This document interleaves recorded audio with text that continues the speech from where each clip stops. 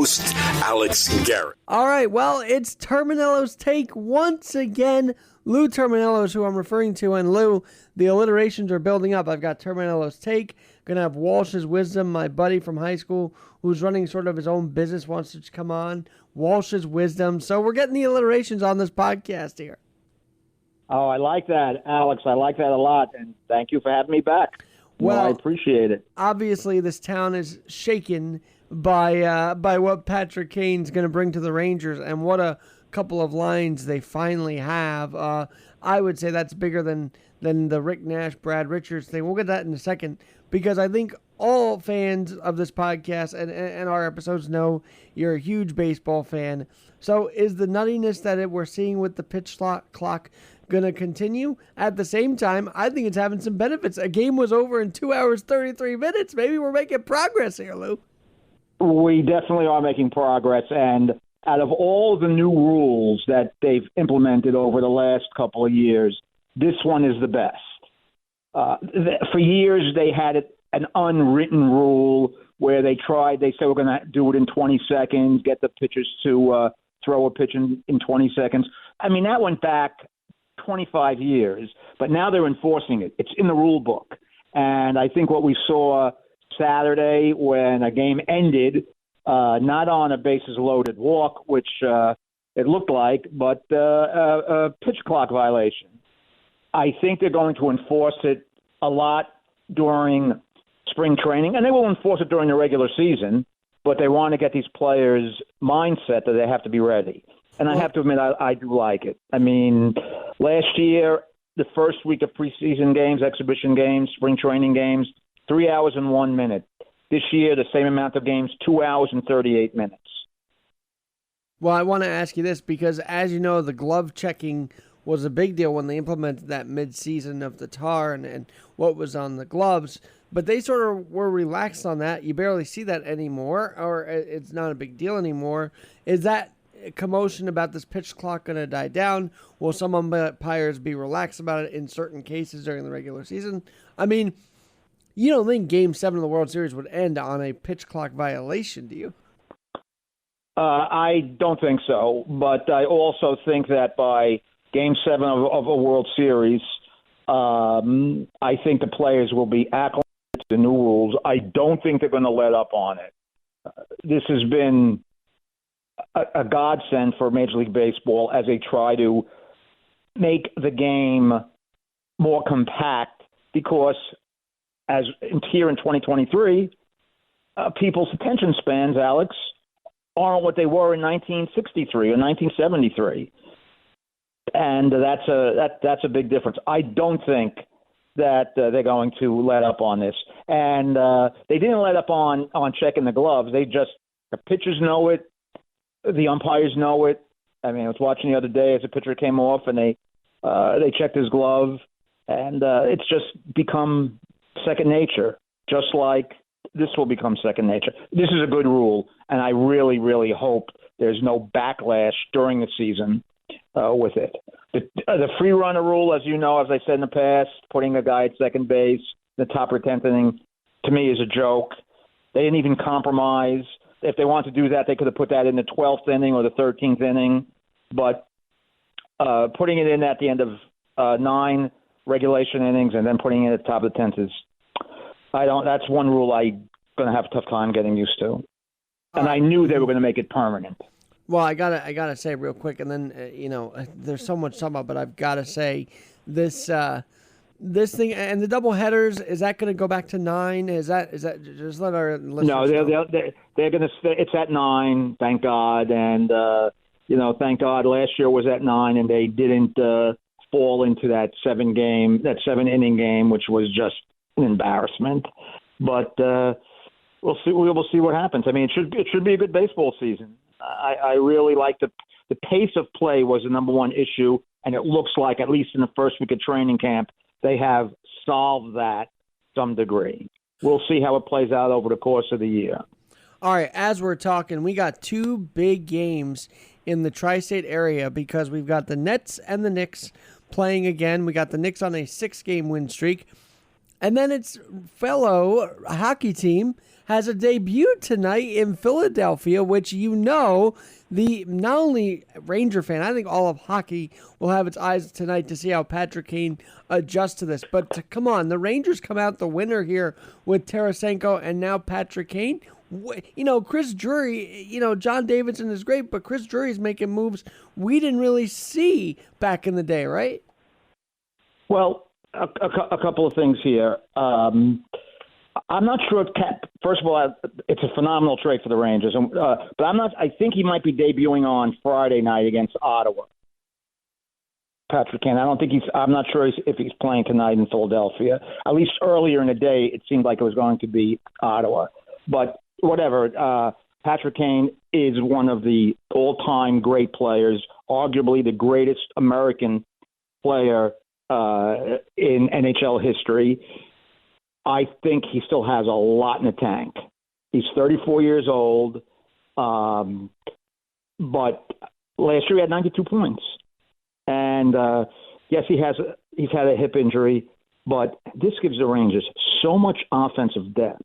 I mean, their power play, which was very, very tough to handle for opposition, 10th or 11th in the league, I mean, separated by a couple of tenths of a percentage point, is going to be better. Their two power play units are going to be off the charts. I mean, here's a guy who's a three-time Stanley Cup champion. He won the Conn Smythe Trophy in 2013 as the playoff MVP. He won the Hart Trophy and Art Ross Trophy as MVP and leading scorer in 15-16. This is the guy's a great passer. He's a great finisher. You can't knock, and the Rangers didn't give up anything of significance. A couple of picks. Who cares about picks? They got a future Hall of Famer. I don't know if he's going to be a rental for a couple of months. I don't think so, Alex. I think considering he waived his no-trade clause means he wanted to come to New York and play for the Rangers. I think the Rangers have a chance to sign him at a reduced rate because he's going to be 35 years old and he does have a hip issue. But he is going to be energized. The Rangers will be energized. I know they haven't played that well the last 5 games. They lost 4 out of 5. But they're a real they were a threat before this. They're a real threat now. And a great move by Chris Drury. Great move.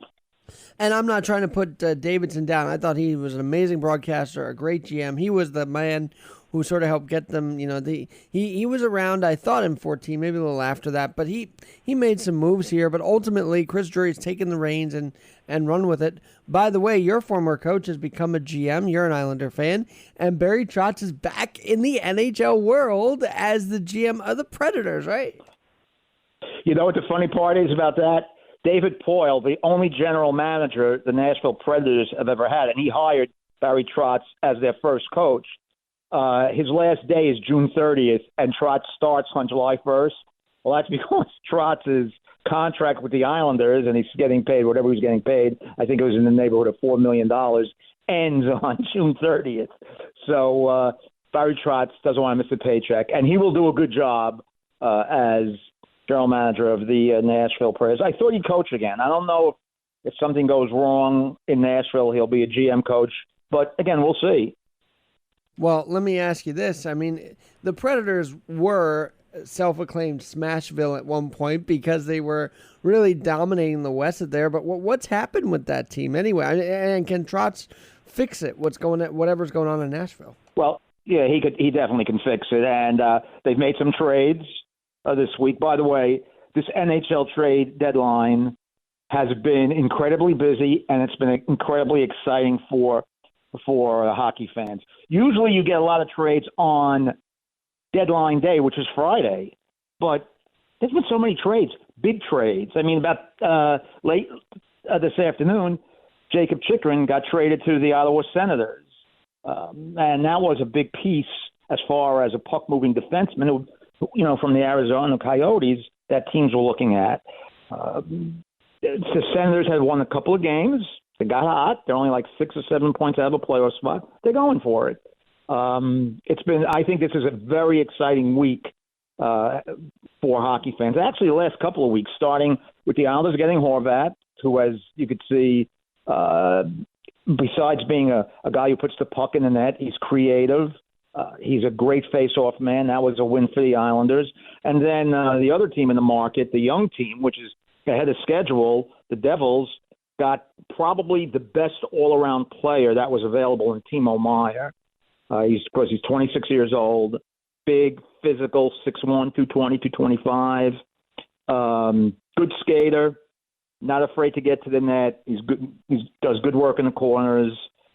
He's a complete game-changing offensive player. He's okay defensively. He's a restricted free agent, so the Devils could match the offer, or they can give him a $10 million qualifying offer.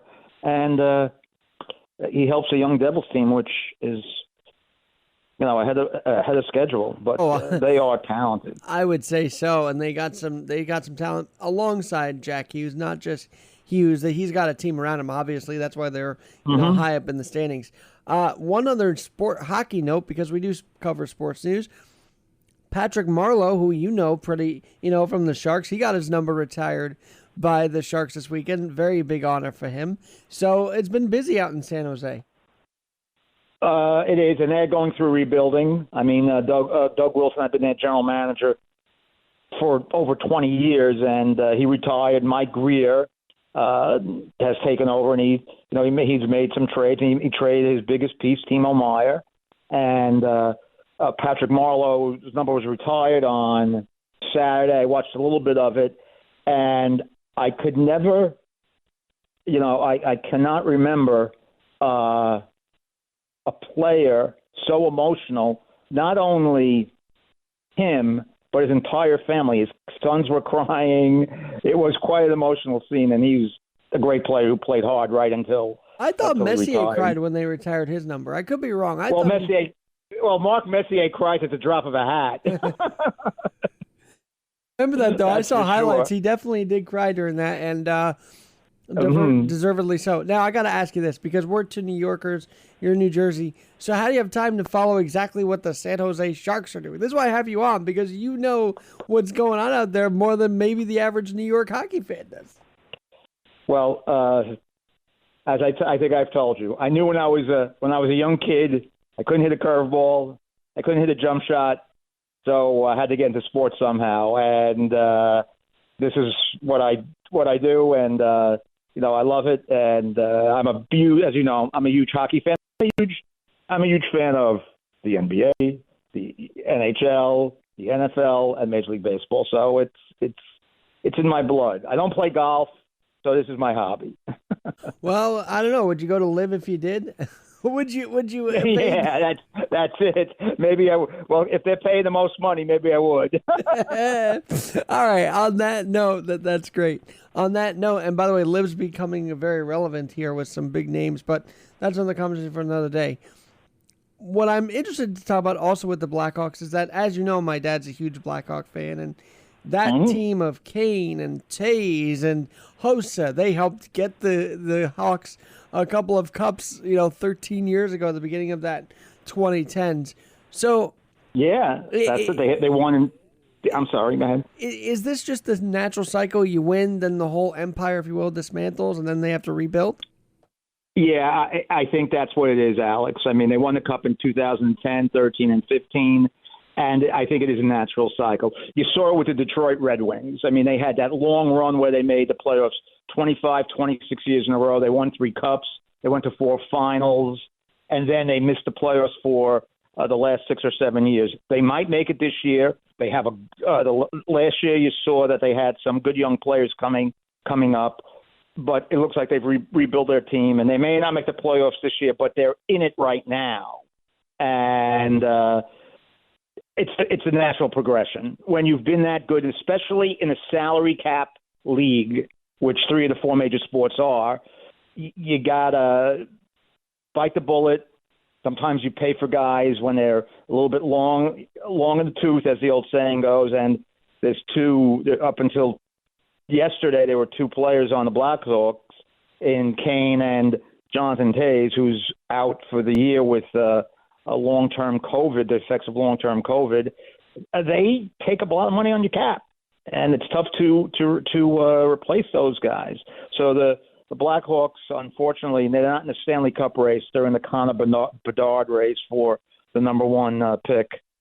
So we'll see. But they had a great decade, which ended that long drought of not winning the Cup, even though they had a very good team a lot of those years. And they're going through, like you just said, the natural progression of rebuilding. Well, no, they are. And I'll tell you, the other thing is, what I remember the most about that run is they actually released their goal. They had like a couple goalies in there. They had Crawford. They had, first of all, Niemi, who, by the way, was released after their first Cup. And I'm like, the guy just won you a Cup. How do you release him? But maybe you told me, or someone said that's just natural, that some of these goalies leave even after winning a Cup. Was that weird to you? No, that is true. I mean, not only goalies, it's other players leave. Like I said, there's always cap considerations. Crawford was a terrific goalie for them. Backstopping them to those Cups. They were fun to watch too. Besides just being a winning team, they were a fun, entertaining team to watch with Kane and Taze and Duncan Keith and Seabrook and on the back line. They were really Byfuglien, my favorite name on that team. Dustin Byfuglien was also there. Right, that's exactly right. Then he went to Winnipeg, and now then he retired, I guess, prematurely. But but they were a fun team to watch. But they're going through the rebuild.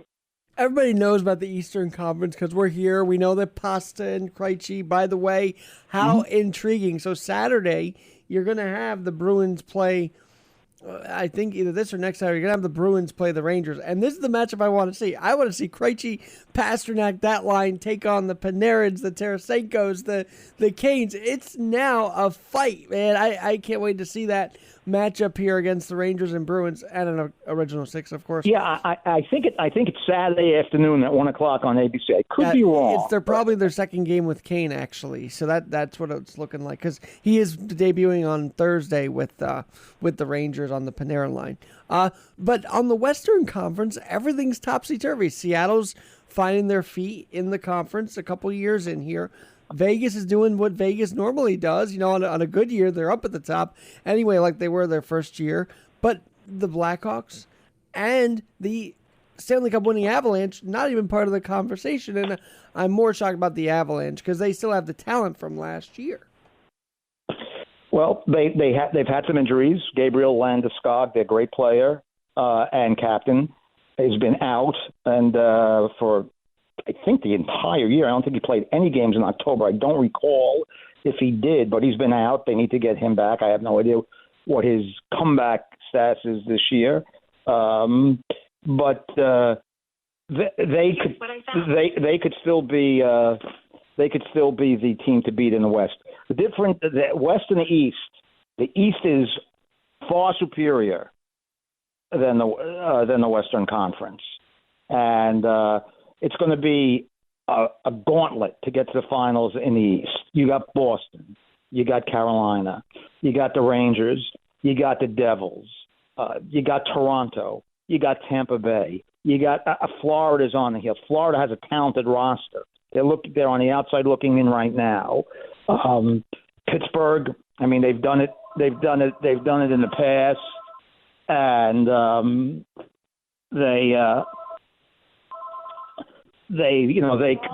they're still looking to get in the playoffs. But and of course you have the Islanders, who right now are in the playoff spot. So which I know a few weeks ago you were not sure if that was the case, but Hovat has made the difference clearly. No, he's made a big difference, and they will miss Barzal. Don't get it wrong, right? I mean, Barzal's a huge they miss loss. Barzal big time. They do. I mean, last night they played a terrific game, and they just didn't put the puck in the net against Minnesota. Gustafsson played a terrific game, but they were without Barzal. They were without J.G. Pajot. They were without Clutterbuck, who I don't think is going to be back this year. They were without Oliver Wahlstrom, who was supposed to be one of their big guys, and he's been inconsistent for his first couple of years. But I don't think he's going to be back at all this year. And in the NHL, they don't identify what the injuries are. But he has a lower body injury, and I guess somebody saw him on crutches the other day. So so that's a tough stretch. Plus the fact that the Islanders have played 4 to 5 more games than the teams behind them, like Pittsburgh and Detroit and Buffalo. So they got to win every game, and we'll see. One last thing on hockey, because we have another guy that's come out of the darkness here, right? And that's what they're all saying about Aaron Rodgers. But one last thought about hockey is, could we ever see in this trade deadline ever that Connor McDavid comes to America and plays for an American team? Is this going to be Gretzky-esque part 2? I mean, you got the star up in Edmonton, who we don't know if he's going to win with this team. He doesn't really have. He has Draisaitl, but they're still in the 6th or 7th rank. But could you ever see him, A, win a cup with Edmonton, and B, ever get traded to an American team? The difference between the trade of Gretzky and McDavid being traded, back in 1988, Edmonton and Peter Pocklington, their owner, had financial problems. Pocklington said, if you don't want to get traded, I won't trade you. But he got $15 million, which in 1988, I don't know what that equates to in 2023, but it helped them a lot as far as their financial situation goes. I don't think McDavid could get traded. I don't think he will. The finances in the NHL are better than they were in the late 80s. But Edmonton has made some trades. They've tried to improve their team. They've tried to, as they get closer to the playoffs, they got to go far this year. Like I said, the West is wide open. The West is not like the East. The East is, if you want to compare it to the NFL, the East is the AFC. The West is the NFC. And there's a good difference between the two conferences. They got to do something. I don't think they'll ever trade McDavid. He's the best player in the world by far. And to trade him after trading Gretzky, I think that would just crush longtime Edmonton fans. Even though it's 35 years apart, that's not happening. Well, actually, for the league's sake, I hope it doesn't. I think he's better suited. I don't know. I just think he's more of a marvel up there. I can't explain it, but it just him being in Edmonton just fits. It just fits in the puzzle of things, doesn't it? I agree. It fits in the puzzle. You are right. 100% correct. And the other team, which has done a lot of addition, and they have had nothing but, we talked about the pressure on them, is the Toronto Maple Leafs. The media, the fans, whatever happens the rest of the regular season really doesn't matter. Yeah, they probably want to finish second behind the Bruins, so they have home ice against Tampa Bay in the first round. But they've added defensemen. They've gotten tougher. They added even a guy like Luke Shen, who's been in the league a long time, 14, 15 years, tough defenseman that'll help them on the back end on their third pair. They have to beat Tampa Bay this year. They have to win that first round series, and they have to go far in the playoffs. Anything short of a Stanley Cup final or winning the Stanley Cup is a disaster for the Toronto Maple Leafs. The core has been there a long time now. It's not like the Devils. The Devils have never been through it. So that's why, as much as they have a lot of talent, I cannot see the Devils winning 3 or 4 playoff rounds. But the Toronto Maple Leafs, they have Tavares, they have Matthews, they have Nylander, they have the magnificent Mitch Marner. Those are 4 great players offensively. They're deep. They're probably the deepest Toronto team of probably the last 30 years, since the mid-'90s. They got to go far, and the pressure is going to be on them like nobody's business. I mean, look, they've also been handicapped without Austin Matthews. Is Matthews back, or is he still out? Because I know that he's back. He is back. Okay. Yeah, he's back. Because that was a pretty big deal, when it happened, sort of mid-season there. But we'll see how that goes. And I've never been in Toronto, but I hear, I hear it's an experience. So I've got to go up there and check it out. Hey, you talk about the Devils, and 20 years ago they were there. They were right there, winning the Stanley Cup, having the parade around the now defunct, I guess I'd say, Izod Center, which was your home for many years as a Nets Oh, I know it executive. well.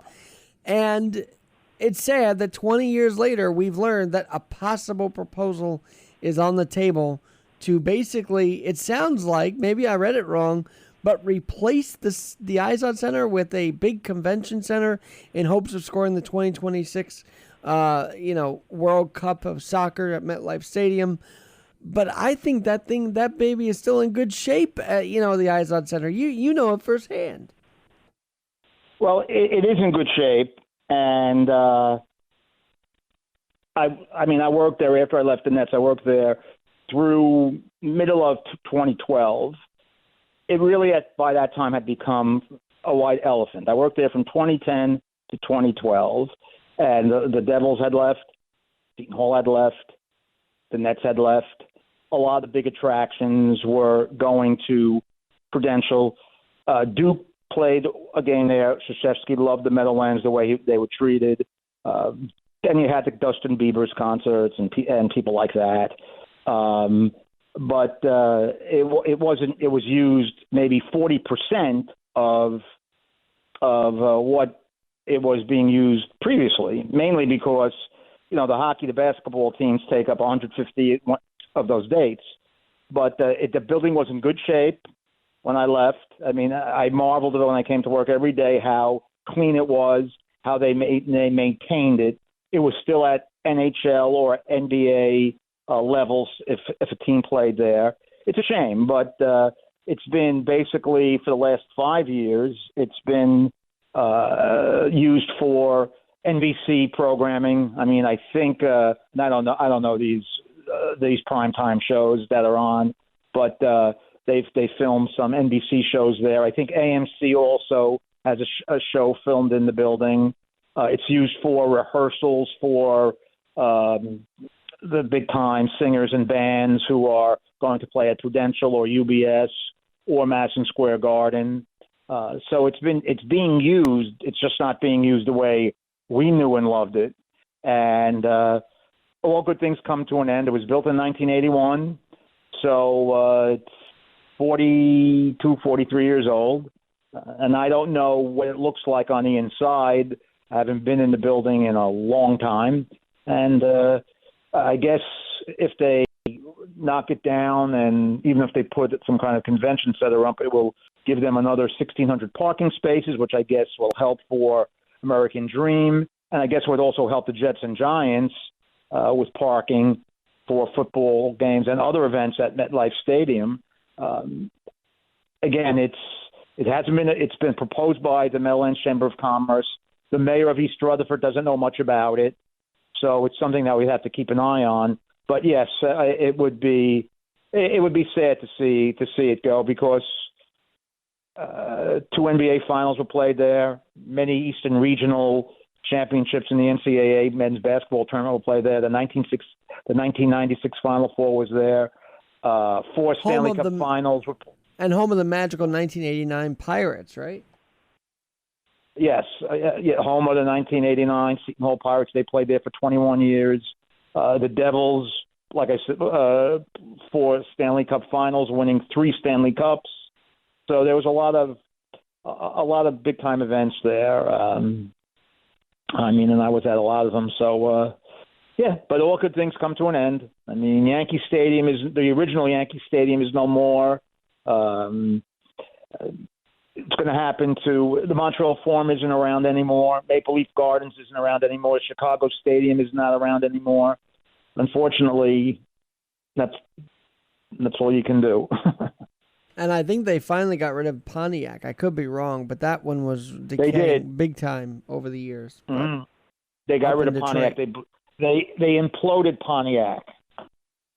Well, it would be tough because as a kid, I had a lot of memories there courtside with the Nets thanks to Lewis Katz and watching the Devils. In fact, you know the story how the day the Devils played the Flyers that year, I think after they won the Cup, I got during the year, I got a signed jersey from Scott Stevens, which was handed to me by Lou Lamoriello.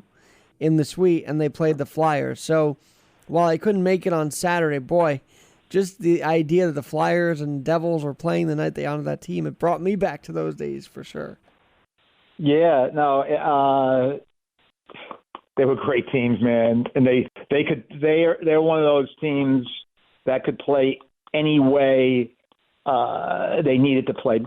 I mean, obviously Scott Stevens was a basher. He was a hard hitter. He laid out guys.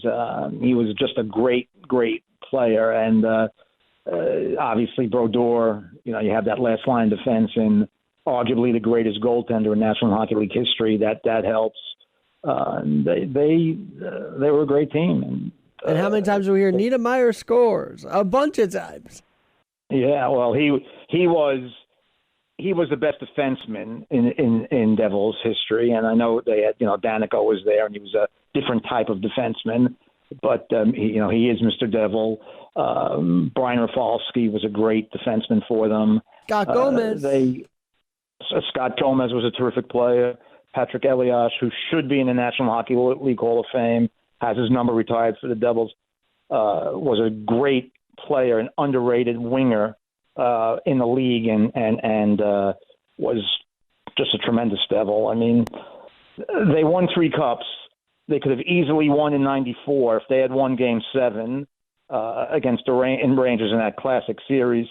They would have beaten Vancouver. There's no doubt about it. And in 2001, they come back to New Jersey after winning Game 5 in Colorado up 3-2, and they end up losing Game 6 and Game 7, which is something I would have never figured. But that's how close they came to winning 5 cups. And then in 2012, Lou Lamoriello was still general manager. They got to the finals one more time against the Los Angeles Kings. Had the first 2 games at home, lost the first 2 games in overtime, and then it's been hard times until this year, when they'll be the first to tell you that they did not think everything was going to blossom this year, but they probably have. Arguably, after McDavid, you can argue that Jack Hughes is the second best player in the league, along with Austin Matthews, and we can name a couple of others.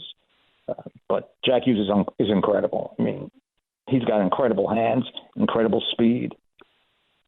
It will be fun to watch this whole postseason. Now, 2 more things before we sign out. I'm sure you remember when, and my dad brought this to my attention, Ron Hextall scoring a goal, because we saw the Bruins goalie do it. Any thoughts on what we saw this weekend with Bruins goalie? Is it Ullmark making that goal? Yeah, Linus Ullmark. Well, he was looking to do it. And, I mean, it was only a 1-goal game, and that was a perfect shot from his goal line into the net. Now, I actually saw the first goalie score a goal, but it wasn't like Brodeur did, or Hextall did, or Chris Osgood did, or what we saw on Saturday night against the Islanders were playing the Colorado Rockies, who are now the New Jersey Devils. And it was a delayed penalty, and the Colorado player put it into his own net. The last Islander to touch it was goaltender Billy Smith. So technically, he was the first guy to score a goal, even though he didn't shoot the puck. There's been 13 goalies who have scored in the history of the National Hockey League. 9 of them actually put the puck in the net. The other 4 were the last guys to touch the puck. So it's kind of crazy. Well, I heard Billy Smith was quite a goalie. He was very animated in net, wasn't he? He was animated, and if you came close to the crease, and if you tried to crowd his crease, he'd use a stick on you. I mean, in those days, obviously, the rules were a little different. They let guys get away with more both ways. I mean, they would crash the net and crash him in the net, and he would fight back. That's why Billy Smith is known for that. Obviously, he was one of the greatest clutch goalies of all time.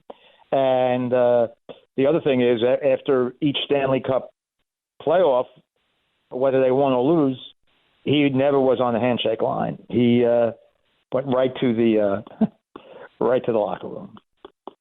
Well, that's pretty. I mean, to me, that's just not classy. But I guess to each their own. Hey, on that note, I really don't feel like getting to Aaron Rodgers this week because we have plenty of time to deal with that. But Nothing's going to happen this week. I don't believe. I think next week, as we get closer to the 15th, which is 2 weeks from today, we'll know something. I know that Derek Carr allegedly is going to meet with in Indianapolis, where the NFL Combine is this weekend, with the Saints and the Jets and the Panthers. The Jets might pull the trigger on on Carr if all goes well, but we're going to see the dominoes start to fall soon. Well, we'll have to keep you posted right there. Hold it right there, and Lou will literally pick up the dominoes next week as they fall, right? You'll literally be picking them up for us? I will pick them up for you. I love that. All right. Lou Terminello with another Terminello's Take. Man, we covered a lot of ground, and I love every episode we do. So I just think we're getting stronger here, and thanks as always. Thanks for having me, Alex. I love doing it, and I appreciate it very much. That was Terminello's Take on the Alex Garrett Podcast Network.